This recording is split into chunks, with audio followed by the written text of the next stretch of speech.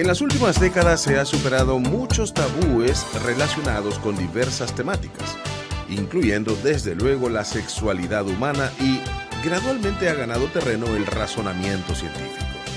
Y así, poco a poco desaparecen muchos mitos y creencias, como aquella según la cual la cigüeña trae en su largo pico a cada bebé que nace.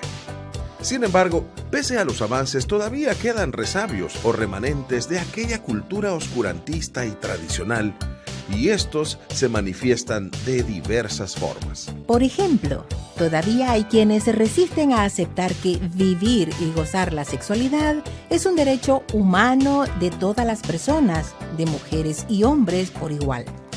Ahora bien, ¿sabe usted cómo se originó y en qué consiste el marco legal relativo a los derechos sexuales y derechos reproductivos?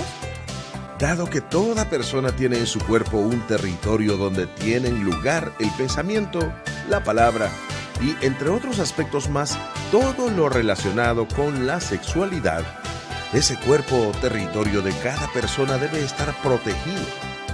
De ahí que los derechos sexuales y derechos reproductivos están protegidos por la legislación internacional y nacional relativa a los derechos humanos. Y entre los principales instrumentos legales internacionales que protegen esos derechos están la Declaración Universal de los Derechos Humanos, 1948, el Pacto Internacional de Derechos Civiles y Políticos, 1976, el Pacto de Derechos Económicos y Sociales, 1976, la Convención Internacional para la Eliminación de todas las formas de discriminación contra la mujer, 1981, la Convención sobre los Derechos de la Niñez, 1990, entre otros. En el ámbito nacional, la legislación relativa a la protección de los derechos humanos incluye la Constitución de la República o Carta Magna, la Ley contra la Violencia Intrafamiliar, la Ley Especial Integral para una Vida Libre de Violencia para las Mujeres, la Ley de Igualdad, Equidad y Erradicación de la Discriminación contra la Mujer, la Ley de Protección Integral de la Niñez y la Adolescencia, más conocida como LEPINA, entre otras más. Amiga o amigo, si bien el marco legal internacional que protege los derechos humanos surge después de la Segunda Guerra Mundial, la aparición del virus de inmunodeficiencia humana, VIH, a inicios de los años 80 del pasado siglo, motivó estudios y análisis que cambiaron la percepción que se tenía acerca de la sexualidad. Por ejemplo, se reafirmó que, pese a las nuevas amenazas contra la salud, los derechos sexuales y derechos reproductivos, en tanto que están incluidos en los derechos humanos, no pueden ser vulnerados. Y aunque hoy se sabe que todas las personas pueden ejercer sus derechos sexuales y derechos reproductivos sin sufrir discriminación, coacción ni violencia, cuando surgió el VIH a muchas personas se les vulneraron esos derechos, sobre todo al solicitar tratamiento médico e incluso un empleo. De ahí que los derechos relativos a la sexualidad, de buena medida, se desarrollaron a raíz de la discriminación e intolerancia en los centros de salud y de la sociedad en general frente a los primeros casos de infección por VIH.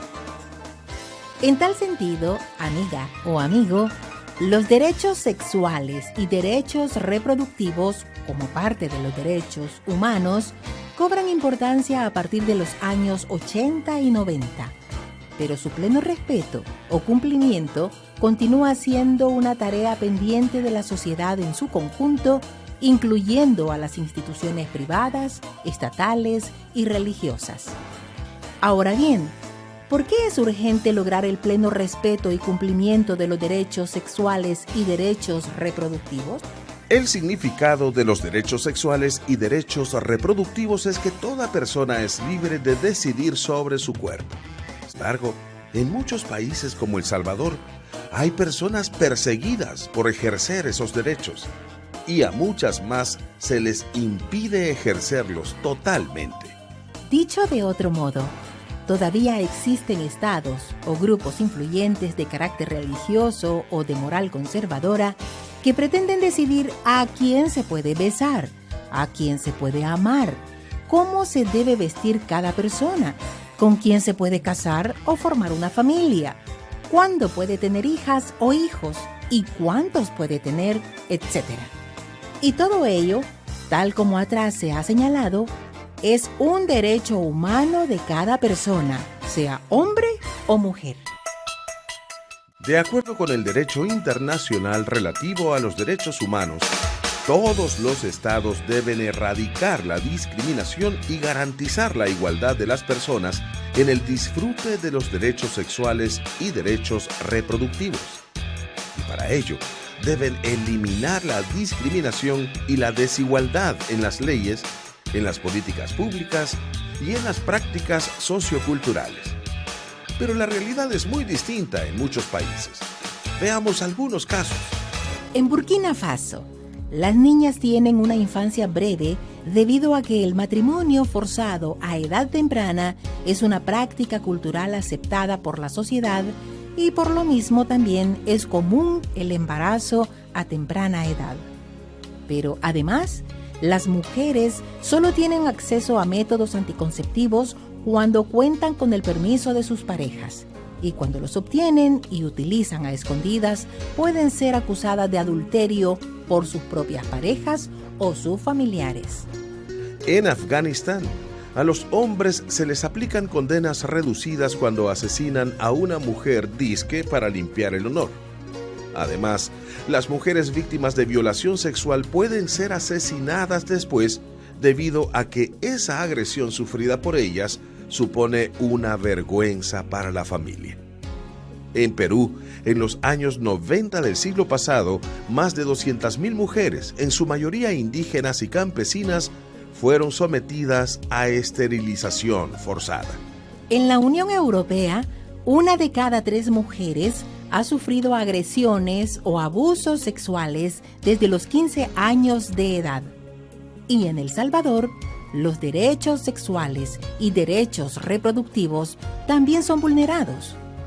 El Salvador es uno de los 9 países del mundo donde está prohibido el aborto de forma absoluta y la legislación impone castigos de hasta 50 años de cárcel, incluso en caso de aborto espontáneo o no provocado. Las leyes obligan a dar a luz a niñas y mujeres víctimas de violación, y hasta las mujeres con enfermedades incompatibles con el embarazo, como por ejemplo el cáncer, tienen que elegir entre morir o pasar muchos años en la cárcel. De ahí la importancia de conocer, pero sobre todo, de ejercer los derechos sexuales y derechos reproductivos, y exigir su cumplimiento. Entre estos derechos se incluyen el derecho a obtener información precisa relativa a la sexualidad, el derecho a acceder a servicios de salud sexual y salud reproductiva, y muchos otros, pero, dada su importancia, les dedicaremos el próximo capítulo. Por ahora deseamos reiterar lo siguiente. Los derechos sexuales y los derechos reproductivos hacen referencia a nuestros cuerpos. Y nuestro cuerpo es un territorio individual, razón por la cual nuestras decisiones tienen que ser autónomas y basadas en información oportuna y objetiva. Y estas decisiones deben ser respetadas por el Estado y la sociedad en general.